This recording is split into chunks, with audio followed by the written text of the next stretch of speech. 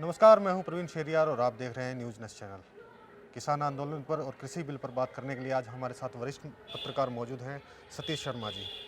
सतीश जी, जो किसान आंदोलन कर रहे हैं, इनकी जो मांगे हैं, कितनी जायज़ आपको लगती हैं?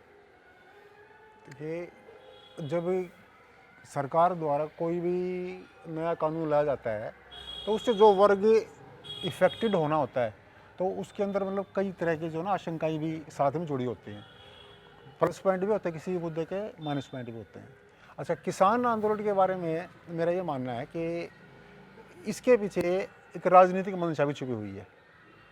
मैं किसानों की मांगों को पूरी तरीके से नकार नहीं रहा, लेकिन ये आंदोलन एक किस्म से हाईजैक हो गया है। बस वो जो पॉलिटिकल जो लोग जुड़े हुए हैं वो मतलब पर्दे के पीछे हैं, इतना ही फ़र्क है।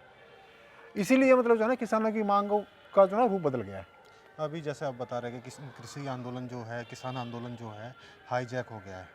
तो उन बिलों में ऐसा क्या है कि पहले किसान आंदोलित हुए और उसके बाद अब हाईजैक, जैसा कि आप बता रहे हैं कि राजनीतिक षड्यंत्र है या इनको फंडिंग हो रही है, तो इस बिल में ऐसा क्या है जो इतना घमासान मचा हुआ है? देखिए, ऐसा है, ये बिल जब ये विधेयक के रूप में लाया गया ना सामने, तब ये कह के किसानों को मतलब भड़काया गया कि अगर भाई इसमें कुछ छिपी हुई मंशा सरकार की नहीं होती तो इसको बाकायदा संसद में चर्चा वगैरह करके ना और तब पेश किया जाता। तो ये मतलब इसको इस तरीके से लाने की ज़रूरत नहीं पड़ती एक अध्यादेश के द्वारा। अच्छा, तो ये चीज़ किसानों को समझाने के लिए पहले हरियाणा किसानों का इस्तेमाल किया गया, ठीक है। वो जब बात वहाँ पर पूरी तरीके से नहीं बनी तब पंजाब के किसानों का इस्तेमाल किया गया।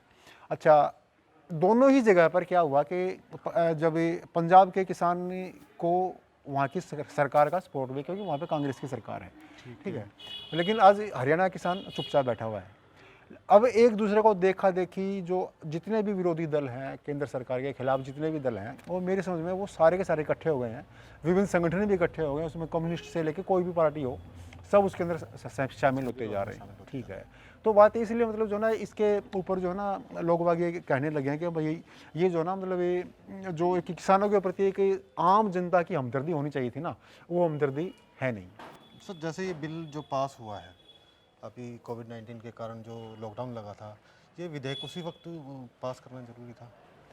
हाँ, ये इसकी जो टाइमिंग को लेके भी मतलब जो है ना वो किसानों को कहने के लिए विपक्ष के पास कुछ हो गया है। मैं सरकार के प्रवक्ता की जैसी मैं भाषा नहीं बोलना चाहता, लेकिन मतलब इसमें साफ साफ ये लग रहा है कि मतलब ये विपक्ष के पास कोई मुद्दा रहा ही नहीं है देश की राजनीति में, ठीक है। मतलब आपको नहीं तो आप एक बात देखिए ना, अगर वो छोटी सी बात सोचिए, हरियाणा और पंजाब, ठीक है, दोनों छोटे छोटे स्टेट हैं और इसमें आम तौर पर मतलब गेहूं की पैदावार सबसे अधिक पैदावार होती है, ठीक है।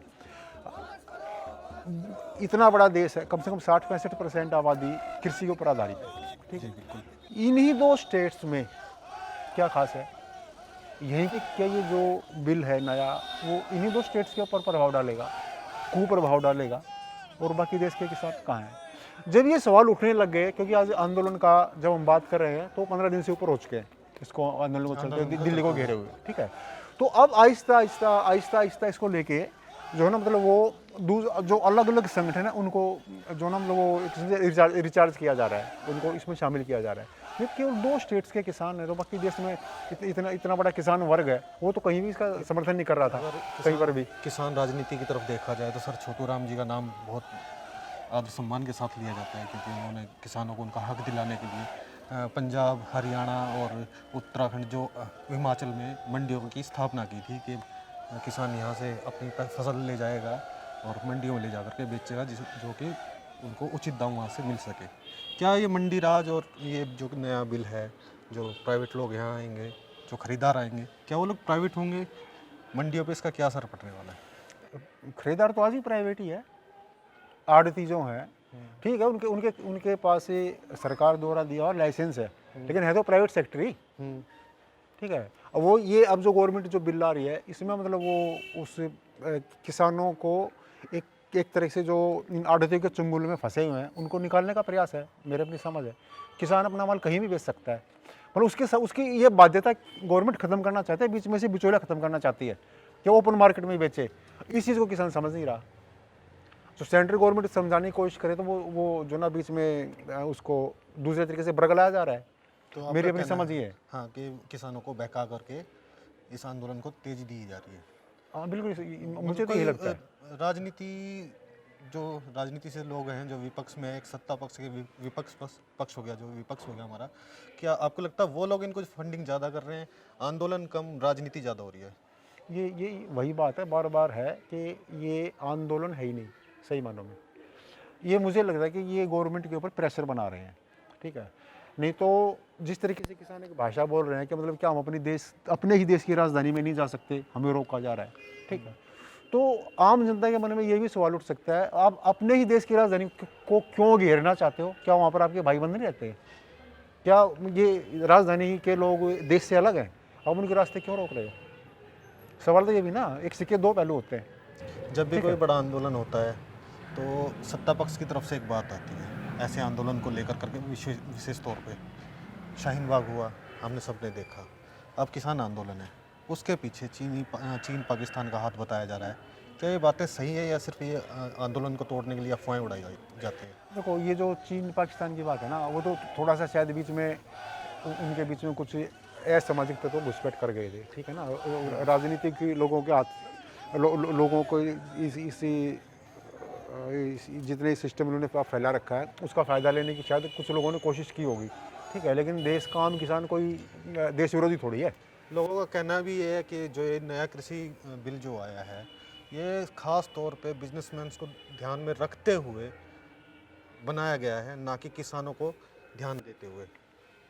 कहाँ तक सच्चाई आपको लगती है इस बिल के? बिजनेसमैन का असल में क्या है कि जो भाषा आज तक राजनीतिक दल बोलते रहे हैं नरेंद्र मोदी सरकार के खिलाफ, वो अंबानी और अडानी के नाम पे, ठीक है ना, किसान भी उन्हीं शब्दों का प्रयोग कर रहे हैं, अंबानी अडानी। इनके दिमाग में जो ना एक टेप चलती रहती है, ठीक है। तो इसलिए मैं ये कह रहा हूँ कि मुझे इसलिए लगता है क्योंकि सेम वर्डिंग विरोधी दलों की है केंद्र सरकार के प्रति, और सेम वर्डिंग जो ना किसान नेता अपने मुंह से कह रहे हैं, ठीक है। नहीं तो किसान नेताओं में ऐसा मुझे कोई ऐसा चेहरा, इतना खास बड़ा चेहरा कुछ मुझे दिखता ही नहीं कि मतलब जो हिंदुस्तान के लेवल का हो जिसके पीछे पूरे किसान चल पड़े, ठीक है ना। ये चेहरा नहीं है, कोई ऐसा चेहरा उनके पास तो है ही नहीं, ठीक है ना।